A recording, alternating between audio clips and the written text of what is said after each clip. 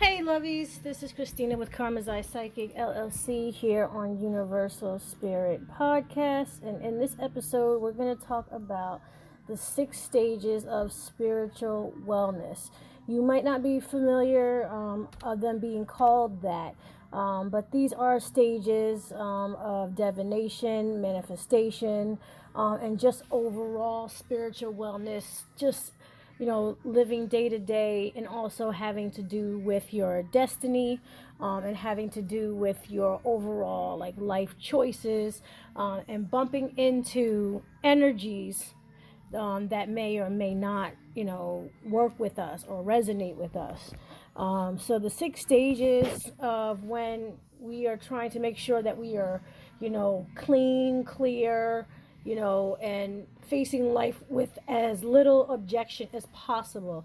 There's always going to be objection, there's always going to be obstacles in general. However, if you were to keep to these 6 steps of wellness, or at least of spell casting, you will understand how to more navigate and get things done with a lot less of resistance. So the 6 stages are divination, road opening, blockbusters, uncrossing, cleansing, and exorcism.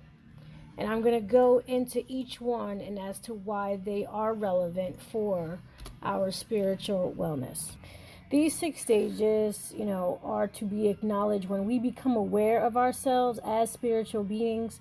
When you open your eyes to see that we are living in both the physical and supernatural worlds, this makes low and high vibrations aware of you.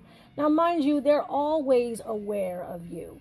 It's more when you are trying to resist any type of obstacle, they become more aware of you, making the obstacle that much harder or that much more obvious to you. This means that low vibrations will try to bring you down, as high vibrations will try to bring you up. We all have a choice in which vibrations we give our energy to. In spiritual wellness, it is to protect ourselves, execute our plans and intentions. We need to use these 6 steps to wield our energy to our will. However, you will not have total control over someone else's energy or will or vibration, and must discern how to keep our vibrations as high as possible to manifest our highest intentions and things for our highest good. And that can include things that might be slightly uncomfortable. However, when you do things that are best for you, you will always get the best outcome. Now, first, we're going to talk about divination, right? The use of divination tools such as pendulums, tarot cards, Ouija boards, stones, runes, and, however, you divine and find ways to communicate with spirit. This is pretty much just communication, opening up the portal between you and the other, right? You and the other world, right? And, this will denote whether or not, magic or any interference or anything needs to be done to begin with, right? This is one of the most important steps that people do seem to just gloss right over when they say, oh, I want to do a love spell, or I want to get a raise at work. And they don't do divination to see if it's even possible for them, or even if it's time for them at this particular time. So divination is just tools that, to see if your desire is even meant for you, or if your desire is meant for your highest good. This keeps us from manifesting things against our highest good. The second stage would be road opening or road openers. That is a spell using either candles, or, any type of divination tools, fasting, or, anything like that, or having it make possible for our goal to manifest. Road opening is more than just doing spell work. This is also coinciding with the divination, saying, yes, it's a go, and then we try to open the roads. And road opening is more like keys to open doors to your desires, or options that are similar or like your desires. This way you're not disappointed.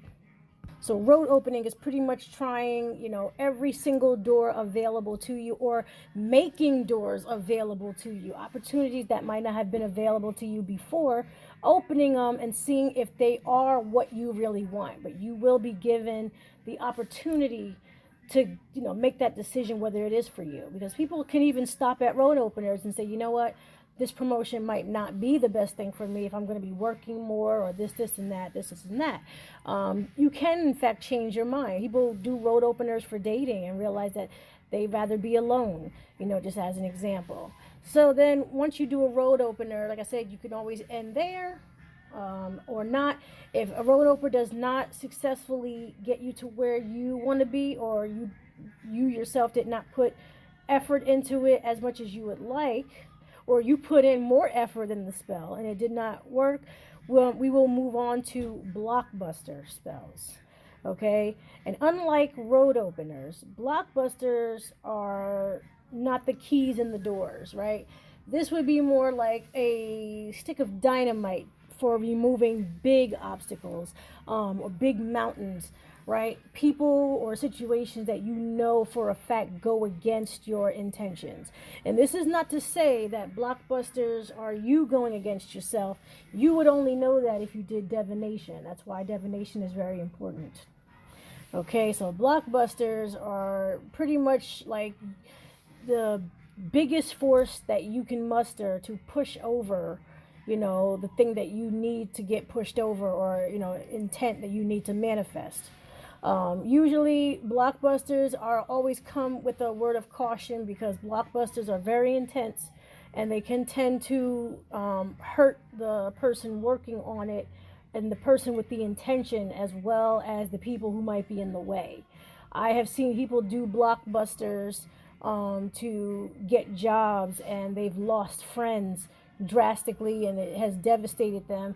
Even though they got that raise and promotion, now they're crying over that friend that they lost because they lost their temper. Be very aware of colors and planetary movements when it comes to blockbusters, because if you were out of alignment with those things, a blockbuster would not serve you very well. However, you can do a blockbuster and it still not work, right? So then you're just wondering, well, if divination said it was meant for me and I did a blockbuster and it's still not working, what else could be in my way?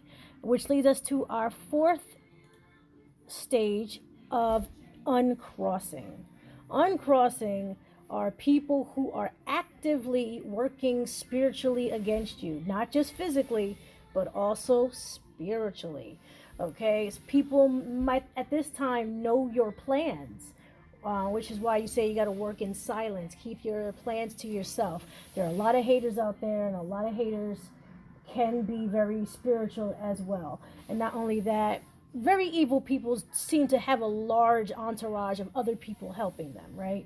So if it's you up against an entourage and they're actively working against you, you're going to want to uncross. And that's the removal of cross conditions, intentionally and even sometimes unintentionally put upon you. You could be working with jealousy, and jealousy is a very powerful energy. And someone could just be jealous of what you're doing, just not want you to succeed so badly. And that's what's blocking you. And most likely, more often than not, it's someone that you love very much, or it's somebody that you are very close to. And that energy of jealousy is preventing you from moving forward. It's just not what they're saying to you or them discouraging you. It's just the overall energy getting into you that's kind of like, pulling you down like a weight. Okay, so once you do the uncrossing, whether or not you know who it is, of course the energy will return to sender. By the time you do an uncrossing, you should have seen some results of a positive change at this point.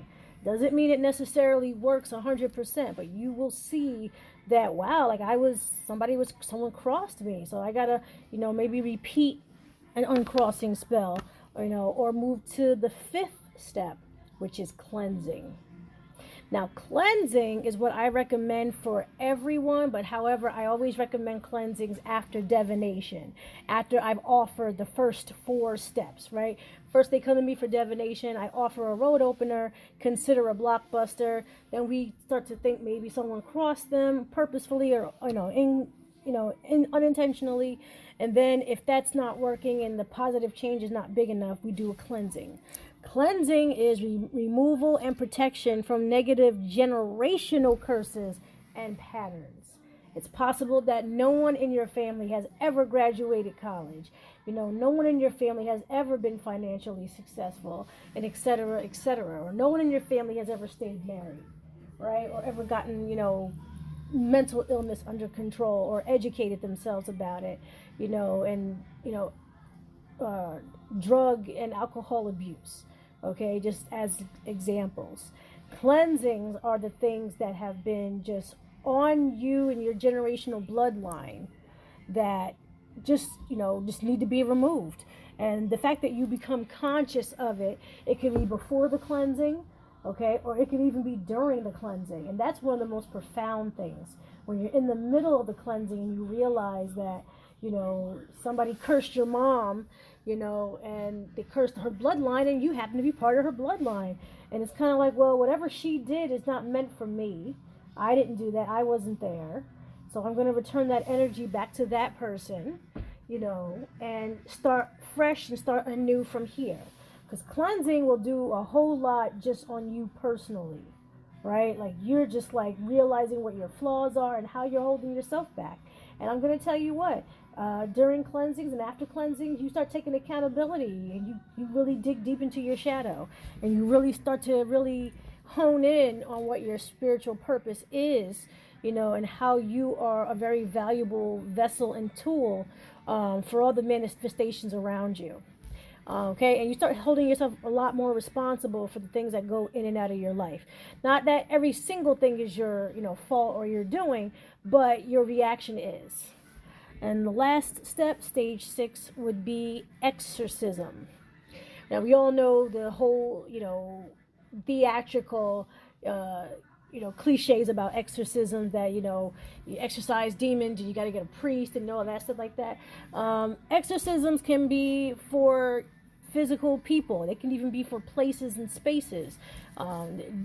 Exorcisms are just, removing lower demonic forces that have a strong grip on souls, in and out of dimensions, in and out of our dimension, their dimension, other, places that are known and unknown.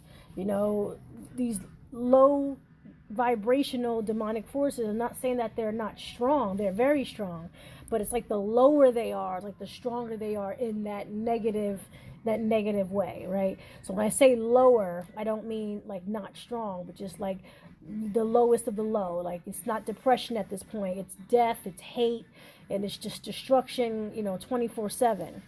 And these spirits and entities can get a hold of, your energy, other people's energy, physical items, right? We've seen things being thrown across the room.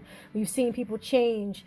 And exorcisms can happen even, transferring, energy to people just with objects, right? Have you ever seen a person who, buys a jacket from the thrift store, and every time they wear that jacket, they become a different person? I've seen it firsthand. So that's why I always recommend when you're thrifting, bless the clothes and at least wash them before you actually wear them, and cleanse yourself as well. Anything that's second hand me down, you don't know the person that owned it before you. And that's like when you don't know the person who owned your home before you and what the entities and the things that could be haunting that place. But exorcism would be the all-time, last resort of the 6 stages, because at this point you might be carrying around a demon or demons, multiple, passed down from generation to generation, and somehow you become spiritually attractive to them. A lot of spiritual people who are open to that, demonic energies find a way into something. If you're going to dabble in that spiritual world, they would rather have control rather than you have the control, right? So, just to, give you that little synopsis there, think about, it's possible maybe the family, generational curses could be actually carrying a demon. Exorcism was considered in Bruce Lee's life, when he believed, or he found out that there was, like a demon floating around his family. When he noticed like all the firstborn sons always died in a horrific way. The way his father died suddenly, and how he died without explanation, and how Brandon Lee died on the set of the movie that he was filming. Supposedly it was an accident, but it's like, it's a demon that moves on and on and on. And exorcism is something that can remedy that. Also, the reason why exorcism is the last state is because it's possible even during exorcisms, even when they're successful, right? Well, most of the time they are successful. They can actually inadvertently take out all the spirits of that body, and that includes the person trying to be exorcised. People have died during exorcisms because the demon just does not want to let go. But usually in death, the demon has no choice but to let go, because they don't own your spirit in the spirit world. They can own your spirit in the physical, because our brains are so conditioned to the physical, and that feeling of I'm trapped in this body really keeps the control over, keeps that demon having control over you. So if you're both expelled into the spirit realm, now that demon is free of you and you are free of them, but now you are free of your body, and not necessarily in the greatest way.